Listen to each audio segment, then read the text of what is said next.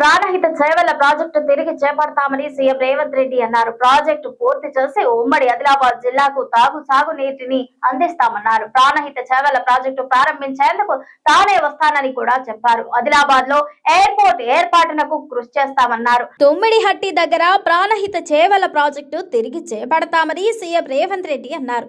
ప్రాజెక్టును పూర్తి చేసి ఉమ్మడి ఆదిలాబాద్ జిల్లాలకు సాగునీటిని అందిస్తామన్నారు. ప్రాణహిత చేవెళ్ల ప్రాజెక్టును ప్రారంభించేందుకు తానే వస్తానని కూడా చెప్పారు.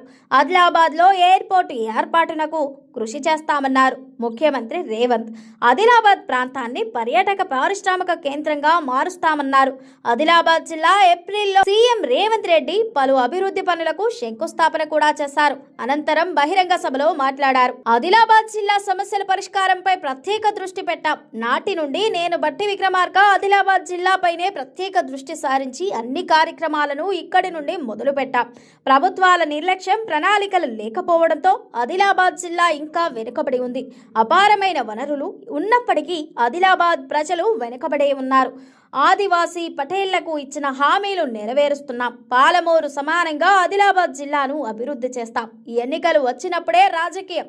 విపక్షాలను మేము ఎప్పుడూ శత్రువులుగా చూడం. విపక్ష పార్టీ నేతలకు మాకు రాజకీయ ప్రత్యర్థులే తప్ప శత్రువులు కాదు. అభివృద్ధి ప్రణాళికలో అందరినీ భాగస్వామ్యం చేసుకున్నాం. విపక్ష నేతలు చెప్పిన సమస్యలు తీరుస్తున్నాం. ఆనాడు సీఎం మంత్రులు వస్తున్నారంటే విపక్ష నేతలను అరెస్టు చేసి కట్టడి చేసేవారు. గత ప్రభుత్వంలో విపక్ష నేతలను గౌరవించిన సంస్కృతి లేదు. కానీ మేము విపక్ష నేతలను వేదికపైకి పిలిచి గౌరవిస్తున్నాం. మాది ప్రజాస్వామిక పాలన. ప్రతిపక్షాలకు కూడా అవకాశం ఇస్తాం. మా ఎంపీ ఎమ్మెల్యేలు లేని చోట కూడా నిధులిచ్చి అభివృద్ధి చేస్తున్నాం. నిర్మల్లో మా ఎమ్మెల్యే లేకపోయినా 200 కోట్లతో యంగ్ ఇండియా ఇంటిగ్రేటెడ్ స్కూల్ మంజూరు చేశాం. మహిళల ఆర్టీసీ ఉచిత ప్రయాణానికి 10,000 కోట్లు ఖర్చు చేశాం. 50 లక్షల కుటుంబాలకు 200 యూనిట్ల ఉచిత కరెంట్ ఇస్తున్నాం. ఆహనా పెళ్ళంట సినిమా తరహాలో కోడిని వేలాడదీసినట్టు ఆనాడు డబుల్ బెడ్రూమ్ ఇళ్లను చూపించారు. 3,17,00,000 మందికి సన్నబియ్యం అందిస్తున్నాం. జిల్లా రెవెన్యూ మండల గ్రామాల సరిహద్దులు 2027 వరకు మార్చొద్దని కేంద్రం ఆదేశాలిచ్చింది. 1,00,000 కోట్లు ఖర్చు చేసిన కాళేశ్వరం కూలేశ్వరం అయింది. తుమ్మిడిహట్టి నుండి ప్రాణహిత చేవెళ్ల ప్రాజెక్టును త్వరలోనే ప్రారంభిస్తాం. కేంద్రంలో మాట్లాడి జూన్ 2న ఆదిలాబాద్ ఎయిర్పోర్ట్ ప్రారంభిస్తాం. దేశంలోనే అతిపెద్ద పారిశ్రామిక వాడను ఆదిలాబాద్లో ప్రారంభిస్తాం. భూసేకరణ జరుగుతోంది. ఆదిలాబాద్లో త్వరలోనే యూనివర్సిటీని ప్రారంభిస్తామంటూ చెప్పుకొచ్చారు. మా మిత్రులు కొన్ని విషయాలు మాట్లాడారు. కొన్ని మండలాలు, రెవెన్యూ డివిజన్లు లేకపోతే జిల్లాల గురించి కేంద్ర ప్రభుత్వం మండలాల సరిహద్దులు గాని, రెవెన్యూ డివిజన్ల సరిహద్దులు గాని, జిల్లా సరిహద్దులు మార్చొద్దని కేంద్ర ప్రభుత్వం ఆదేశాలు ఇచ్చింది. 2027 మార్చి 31 వరకు జిల్లా, మండల, రెవెన్యూ సరిహద్దులు మార్చడానికి అవకాశం లేదు. ఆ తర్వాత ప్రభుత్వం ఒక జ్యుడిషియల్ కమిషన్ వేసి ఇలాంటి సమస్యలన్నిటిని కూడా ఆ కమిషన్ కి ఇచ్చి బోత్ ప్రాంతం రెవెన్యూ డివిజన్ గా మార్చాలని మిత్రులు అడిగినారు కదా. ఆ కమిషన్ ద్వారా ఆ రోజు ఈ సమస్యకు పరిష్కారం చూపించే ప్రయత్నం చేద్దాం. అందుకే ఇవాళ నేను ఈ వేదిక మీద నుంచి మాట ఇస్తున్నా. ఇప్పుడు ప్రారంభించిన సాగునీటి ప్రాజెక్టులే కాదు, తుమ్మిడిహట్టి నుంచి ప్రాణహిత చేవెళ్ల ప్రాజెక్టును తిరిగి ప్రారంభిస్తాం. ఆదిలాబాద్ కు నీళ్లు ఇచ్చి ఈ ప్రాంతాన్ని సస్యశ్యామలం చేసే బాధ్యత మా ప్రభుత్వం తీసుకుంటుంది. మా సాగునీటి పారుదల శాఖ మంత్రివర్యులు ఉత్తమ్ కుమార్ రెడ్డి గారు సర్వేలు చేపిస్తున్నారు, అంచనాలు సిద్ధం చేస్తున్నారు. తొందరలోనే ప్రాణహిత చేవెళ్ల తుమ్మిడిహట్టి దగ్గర ప్రారంభించి ఆదిలాబాద్ ప్రాంతానికి నీళ్లు అందించి సాగునీరు సమస్యను పరిష్కరించే ప్రాజెక్టును ప్రారంభించడానికి మళ్ళీ నేను ఇక్కడికి వస్తాను అని చెప్పి మా మిత్రులకు తెలియజేస్తున్నాను. ఇక రెండవది, ఈ రోజు కేంద్ర ప్రభుత్వంతో మోడీ గారితో మాట్లాడినాం, రామ్మోహన్ నాయుడు గారితో మాట్లాడినాం, రాజ్నాథ్ సింగ్ గారితో మాట్లాడినాం. తొందరలోనే వీలైతే జూన్ 2 తారీఖు లోపల ఆదిలాబాద్ లో ఎయిర్పోర్ట్ ప్రారంభోత్సవానికి శిలా ఫలకాన్ని వేసే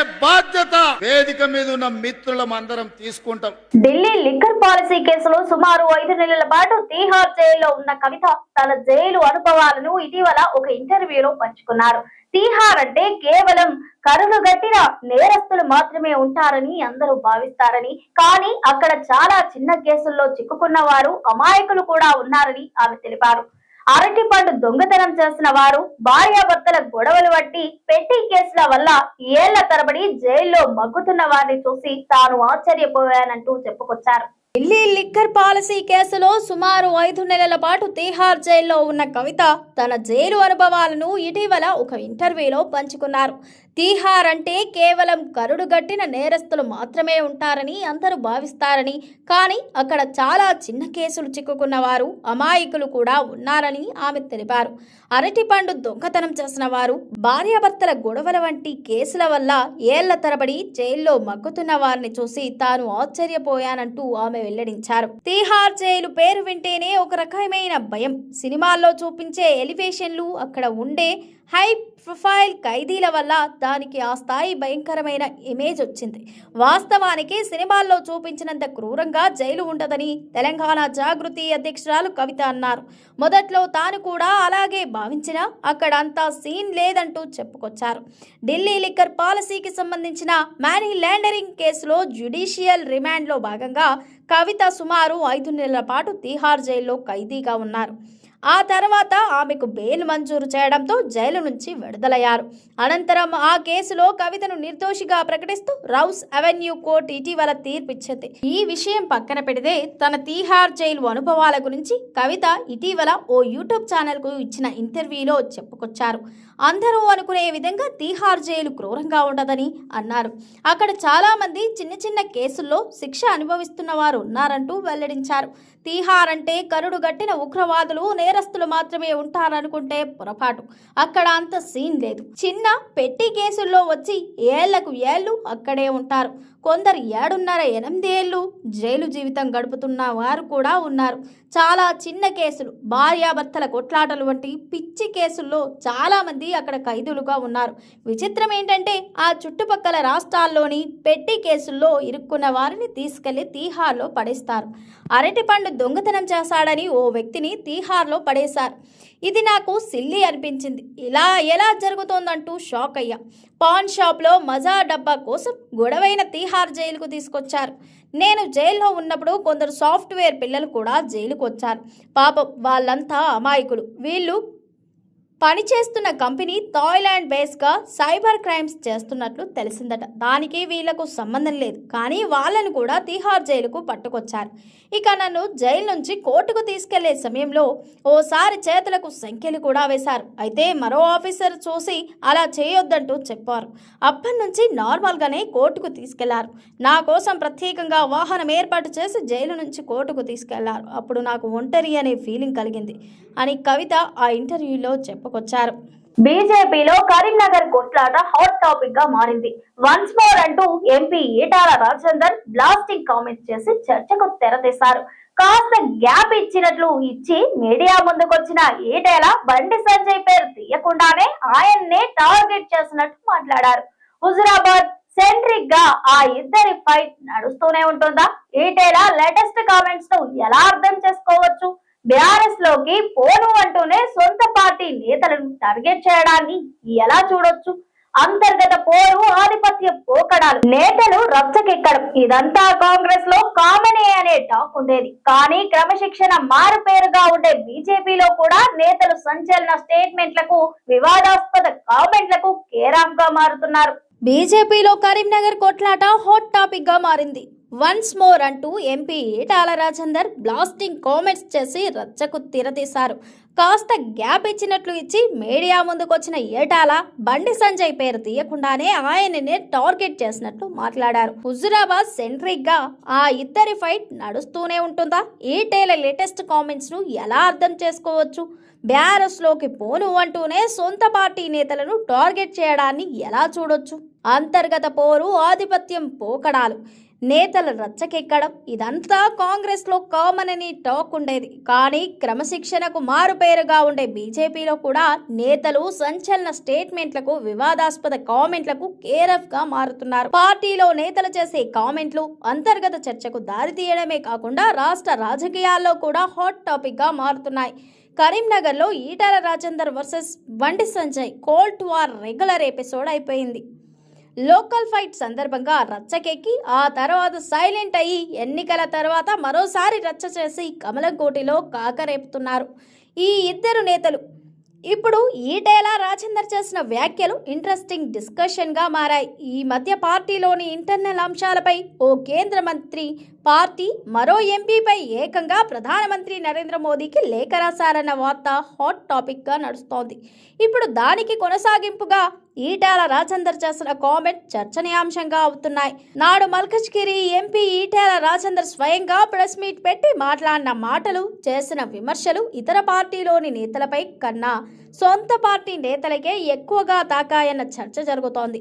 హుజురాబాద్కు నువ్వు ఎంపీ కాదు, ఆ నియోజకవర్గంలోని మీ ఎంపీ పరిధిలోకి రాదు, మీరు ఎక్కడికి వెళ్ళొద్దంటూ పార్టీ ఆదేశించింది. దానితో నేను అక్కడికి వెళ్ళడం మానేశాను. దీంతో అక్కడ మేము ఎప్పుడూ ఓడిపోని మున్సిపల్ స్థానాలను, సర్పంచ్ సీట్లను కోల్పోయామంటూ ఈటెల రాజేందర్ చేసిన వ్యాఖ్యలు పార్టీలో హాట్ టాపిక్ గా అవుతున్నాయి. ఈటెల రాజేందర్ ఇండైరెక్ట్ గా బండి సంజయ్ ని ఉద్దేశించి, ఆయన నాయకత్వాన్ని ఉద్దేశించి ఈ వ్యాఖ్యలు చేశారన్నది ఓపెన్ సీక్రెట్ అంటూ గుసగుసలు వినిపిస్తున్నాయి. ఆయన అంతటితో ఆగకుండా కొంతమంది తాను పార్టీ నుంచి వెళ్ళిపోతానంటూ పోస్టర్లు వేయిస్తున్నారని, దీని వెనుక తమ సొంత పార్టీ నేతలే ఉన్నారంటూ కామెంట్ చేశారు. ఇటీవల నరేంద్ర మోదీకి కొంతమంది ఎంపీలు, ఎమ్మెల్యేలు రహస్యంగా లేఖ రాశారన్న దానిపై ఈటెల రియాక్ట్ అయ్యారు. మా నాయకుడు నరేంద్ర మోదీ సమస్యలు ఉంటే ఆయనకు చెప్పుకోవడంలో తప్పేం లేదన్నట్లుగా సమర్థించుకుంటూ వచ్చారు. ఇప్పటికే రాష్ట్ర పార్టీలో సిఎస్ఆర్ ఫండ్స్లో కిషన్ రెడ్డి, బండి సంజయ్ మాత్రమే వాడుకుంటున్నారని, మిగతా నేతలకు సిఎస్ఆర్ ఫండ్స్ రావడం లేదంటూ ఆగ్రహంగా ఉన్నారట నేతలు. అయితే సిఎస్ఆర్ ఫండ్స్తో పాటు పార్టీలో జరుగుతున్న అంతర్గత విభేదాలపై కూడా లేఖ రాశారన్న వార్తలకు ఈటెల చేసిన వ్యాఖ్యలు కన్ఫర్మ్ చేస్తారు. పరిగి పర్యటనకు వెళ్లకుండా BRS deputy floor leader Harish రావును అడ్డుకోవడాన్ని మాజీ మంత్రి సింగిరెడ్డి నిరంజన్ రెడ్డి తీవ్రంగా ఖండించారు. హరీష్ రావు గృహ నిర్బంధం అక్రమమని మండిపడ్డారు. మాజీ ఎమ్మెల్యే కొప్పుల మహేష్ రెడ్డి అరెస్టు అప్రజాస్వామికమని పేర్కొన్నారు. తప్పు చేయకుండానే ఈ సర్కార్కు భయం ఎందుకు అంటూ ప్రశ్నించారు. రైతుల పక్షాన పోరాడుతూనే అడ్డుకుంటారా అంటూ నిలదీశారు. పరిగి పర్యటనకు వెళ్లకుండా BRS deputy floor leader Harish రావును అడ్డుకోవడాన్ని మాజీ మంత్రి సింగిరెడ్డి నిరంజన్ రెడ్డి తీవ్రంగా ఖండించారు. హరీష్ రావు గృహ నిర్బంధం అక్రమమని మండిపడ్డారు. మాజీ ఎమ్మెల్యే కొప్పుల మహేష్ రెడ్డి అరెస్టు అప్రజాస్వామికమని పేర్కొన్నారు. తప్పు చేయకుంటే ఈ సర్కారుకు భయమెందుకు అంటూ ప్రశ్నించారు. రైతుల పక్షాన పోరాడితే అడ్డుకుంటారా అంటూ నిలదీశారు. అధికారం చేతిలో ఉందని ఈ ప్రభుత్వం అక్రమంగా రైతుల భూములు చెరబడుతోందని సింగిరెడ్డి నిరంజన్ రెడ్డి ఆరోపించారు. 2.5 ఏళ్ల పాలనలో ఒక్క పరిశ్రమ వచ్చింది లేదు, ఒక ఎటుక పేర్చింది లేదు అంటూ విమర్శించారు. కానీ భూసేకరణ పేరుతో రైతులను భయభ్రాంతులకు గురిచేస్తోందని మండిపడ్డారు. తమ భూముల కోసం ఏర్పడుతున్న రైతులకు భరోసా ఇవ్వడం ప్రతిపక్షంగా బీఆర్ఎస్ బాధ్యత అంటూ స్పష్టం చేశారు. బీఆర్ఎస్ నాయకుల అక్రమ నిర్బంధం సిగ్గుచేటు అంటూ విమర్శించారు. దొంగలు ఊళ్ళు పంచుకున్నట్లు కాంగ్రెస్ నేతలు భూములను దోచుకుంటున్నారంటూ నిరంజన్ రెడ్డి మండిపడ్డారు. ప్రభుత్వం ఎంత అణచివేసినా ప్రజలు రైతుల తరఫున ఈ ప్రభుత్వాన్ని ప్రశ్నిస్తూనే ఉంటామంటూ స్పష్టం చేశారు. ఇండస్ట్రియల్ బాధిత రైతులను కలిసేందుకు వెళ్లకుండా హరీష్ రావు సహా బీఆర్ఎస్ నేతలపై ఆంక్షలు, హౌస్ అరెస్టులపై మాజీ కార్పొరేషన్ చైర్మన్ ఎర్రోల శ్రీనివాస్ ఆగ్రహం వ్యక్తం చేశారు. కాంగ్రెస్ ప్రభుత్వానికి ఎందుకింత భయం అంటూ ప్రశ్నించారు. అక్రమంగా పేదల భూములను గుంజుకుంటున్న ప్రభుత్వం బాధితులను కలవడానికి వెళ్తుంటే ఎన్ని నిర్బంధాలా అంటూ ప్రశ్నించారు. ఇండస్ట్రియల్ బాధిత రైతులను కలిసేందుకు వెళ్లకుండా హరీష్ రావు సహా బీఆర్ఎస్ నేతలపై ఆంక్షలు, హౌస్ అరెస్టులపై మాజీ కార్పొరేషన్ చైర్మన్ ఎర్రోల శ్రీనివాస్ ఆగ్రహం వ్యక్తం చేశారు. కాంగ్రెస్ ప్రభుత్వానికి ఎందుకింత భయం అంటూ ప్రశ్నించారు. అక్రమంగా పేదల భూములను గుంజుకుంటున్న ప్రభుత్వం బాధితులను కలవడానికి వెళ్తుంటే ఇన్ని నిర్బంధనలా అంటూ ప్రశ్నించారు. బీఆర్ఎస్ పార్టీ అంటే కాంగ్రెస్ ప్రభుత్వానికి వెన్నులో వణుకు పుడుతోందని ఎర్రల్ల శ్రీనివాస్ విమర్శించారు. రైతుల పక్షాన పోరాటం చేస్తే అక్రమ అరెస్టులు అంటూ ప్రశ్నించారు. ముఖ్యమంత్రి మాటలకు చేతలకు పొంతన లేదంటూ అన్నారు. బీఆర్ఎస్ నాయకుల అక్రమ అరెస్టులను ఆయన తీవ్రంగా ఖండించారు. ప్రజా సమస్యలపై పోరాటం చేస్తూ ప్రభుత్వాన్ని ప్రశ్నిస్తున్న హరీష్ రావు అంటే ఎందుకంత భయం అంటూ ప్రశ్నించారు. ఇది ప్రజాపాలన కాదు, ప్రజల పాలిట శాపంగా మారుతున్న పాలన అంటూ ఎర్రోల శ్రీనివాస్ విమర్శించారు. ఈ ప్రభుత్వం ప్రజాస్వామ్యాన్ని కూనీ చేస్తోందంటూ మండిపడ్డారు. ఎన్ని అడ్డంకులు సృష్టించినా మీ అవినీతిని బయట పెడుతూనే ఉంటామంటూ హెచ్చరించారు. అరెస్టు చేసిన బీఆర్ఎస్ నాయకులను వెంటనే విడుదల చేయాలని డిమాండ్ చేశారు. ఇది వాటి బులెటిన్. మరో బులెటిన్ తో మళ్ళీ కలుద్దాం. Stay tune to 24 news.